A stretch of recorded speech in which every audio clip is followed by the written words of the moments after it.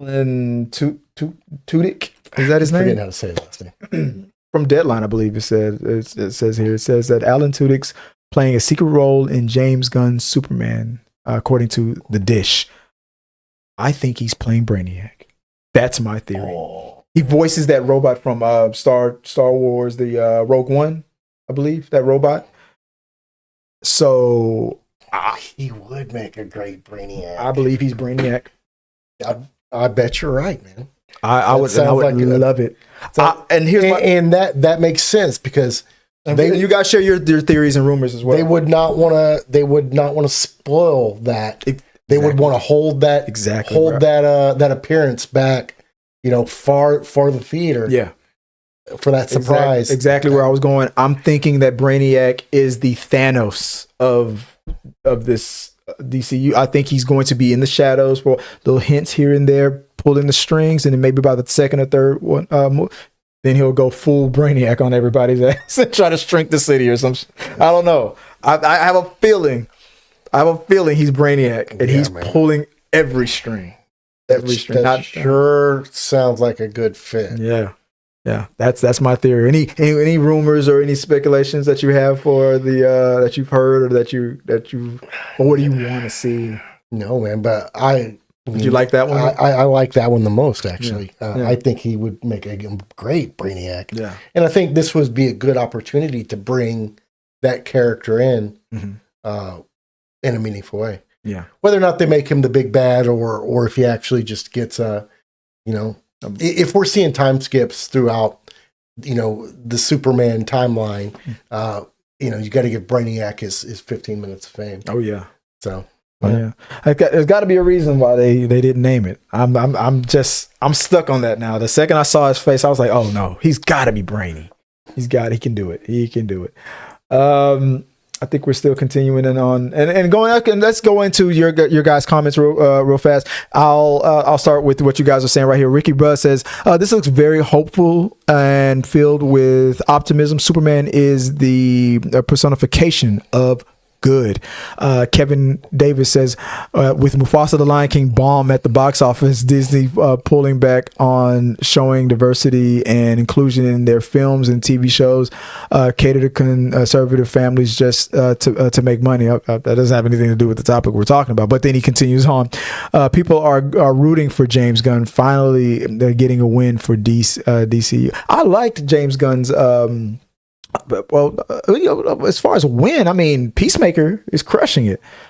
Critically, Suicide Squad was I thought it was way better than the first one in my opinion. I mean, but Peacemaker is crushing it. So I'm thinking that's that was his first win in my opinion for DC.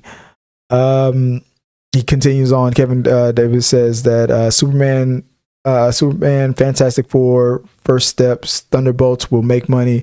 Audience is going to reject Anthony Mackie's Captain America: Brave New World, no matter if it's good or decent. I agree. They're gonna. Well, I agree. Him as Captain America, but we know that Captain America's coming back anyway. I mean, it was always meant. I think it was always meant to be temporary. But who else but Anthony Mackie? But I mean, that as far as to replace him as Captain America, who else but Falcon? I mean, just because that's what happened in the comic book. I think that movie will do good because I feel like they're going back to we're getting off subject here, but I feel like they're going back to that Winter Soldier feel. I mean, I know there's going to be a Hulk running around, but still, I feel like it feels gritty to me. I don't know why I feel that way, but that's how I feel about it.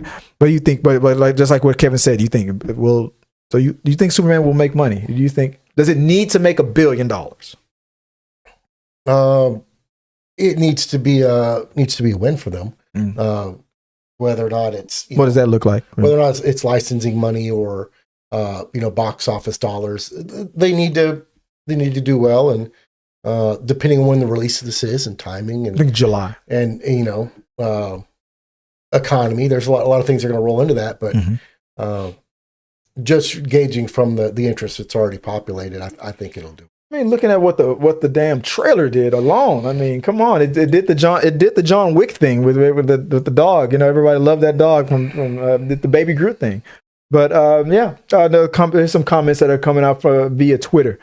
Let's see. Someone says, I'm so hyped for this. I only wish that Pattinson's Batman would be included in Superman's universe. There's a theory. What do you okay. What odds do you give it? Batman is included, and whether it's somewhere in the as a mention or a end credit scene or something like that. Does Batman come in to play it? It won't. I don't think it'll be Pattinson, but do you think Batman comes in? I mean, it wouldn't take much to have a Wayne Enterprises sign in the back. Yeah, that's a nod. Yeah, I think that if we don't get a nod of some sort like that, I would be surprised. Yeah. Do I think Pattinson's going to pop up? Absolutely.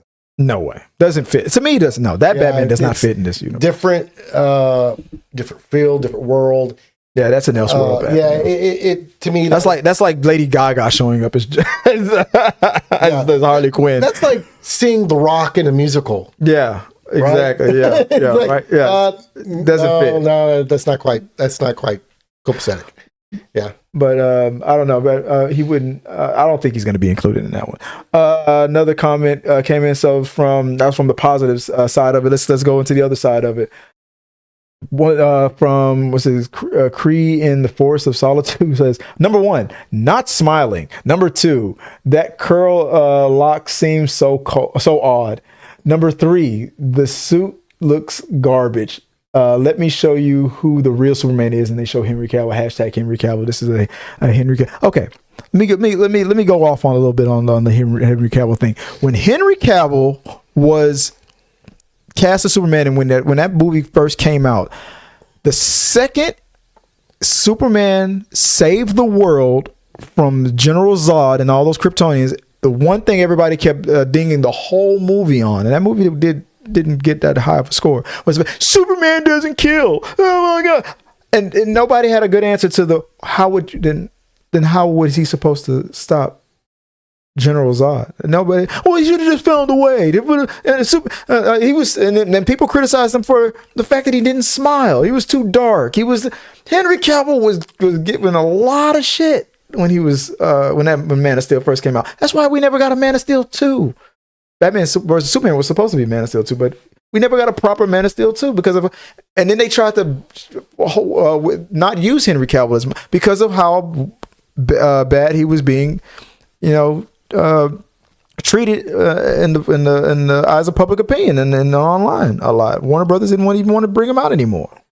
Yeah, I kind of think it boils into the right tool for the right job, and I think the Man of Steel, the darker feel, the more adult feel to it, was what the public was looking for at the time. But when Marvel was being more successful with the lighter stuff, because they marketed it where they're going to do the fun light stuff, where we're going to be more dark and down to earth, and that's what. And I feel like if that was the plan, stick to the plan. But then they felt like, oh no, we got to catch up to Marvel. We got to just lighten it up a little bit with Suicide Squad. And I feel like they were all over the place. That's just my opinion. But go ahead. I'm sorry, I interrupted. Yeah, I think they might have deviated from what the audience was looking for a little bit, and just the fervor for it died down. But I think the audience is primed and right for that different feel, that more comic, accurate, different telling of the world. It's like,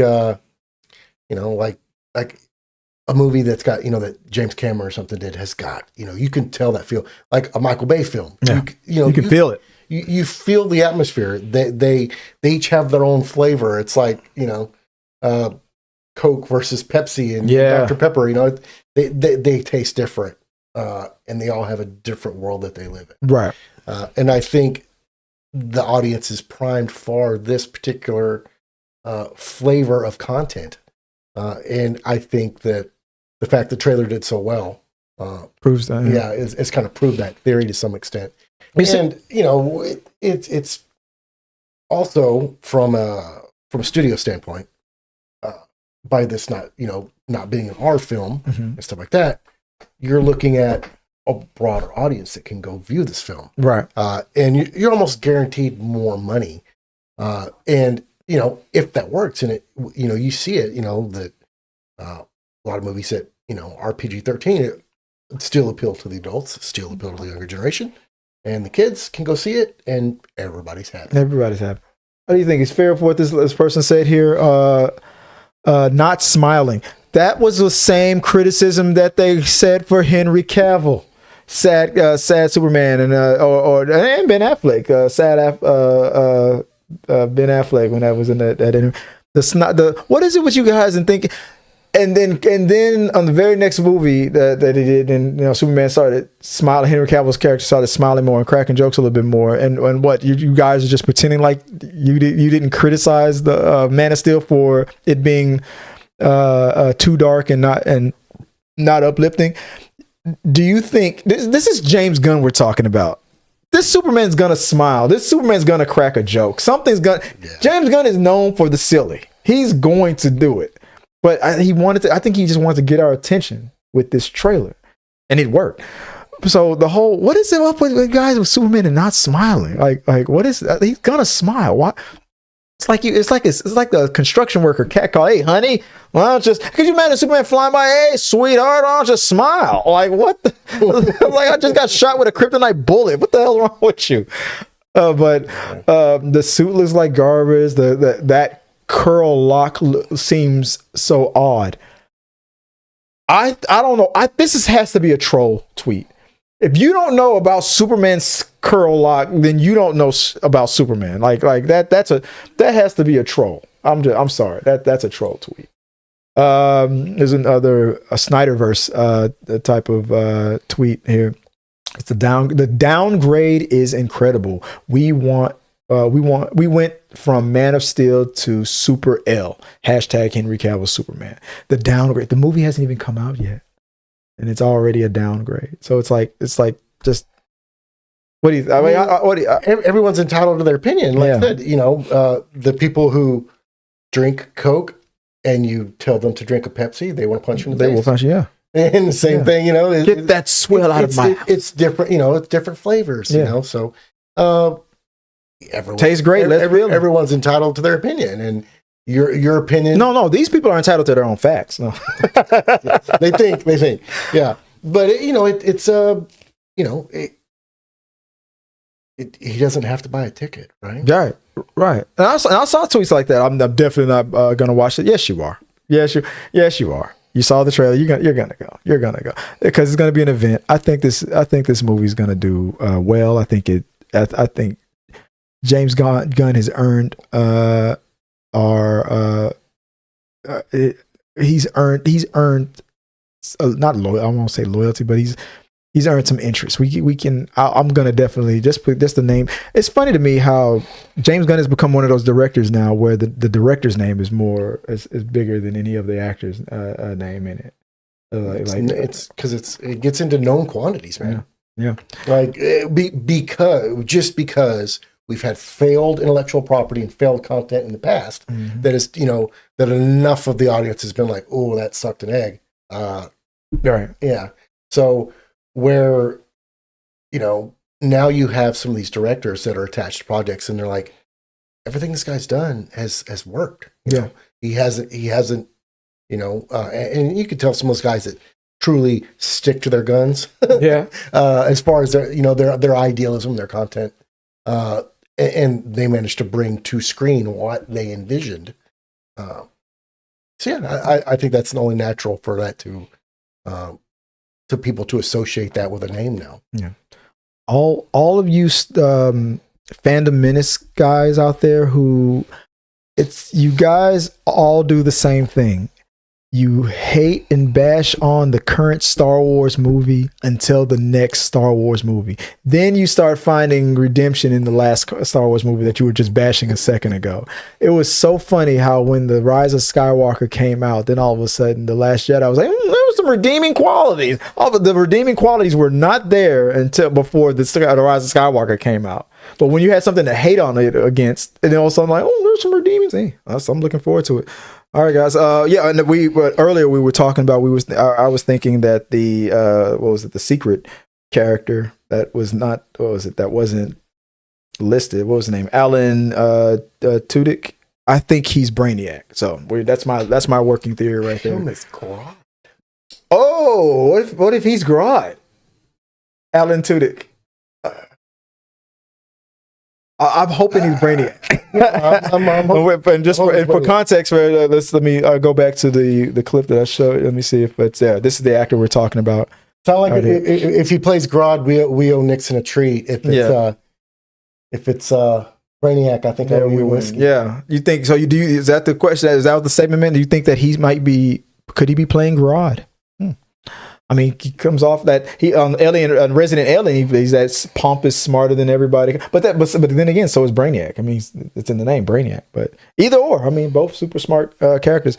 It's when Peter is walking into the office. Someone's holding a paper, and the article is a headline about Grodd. Okay.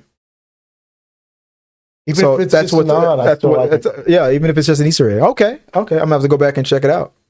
Yeah, appreciate the context of it. But that's it, guys. That's the welcome back, and we'll see you next time. Thank you guys for watching our video. I really do appreciate it. Remember, you can support our show by becoming a member or a patron. So click the subscribe button. Don't forget to ring the bell for notifications so you'll never miss out on when we go live or post new content. Let's stay connected, grow this community together. Like, subscribe, comment, and let's keep talking.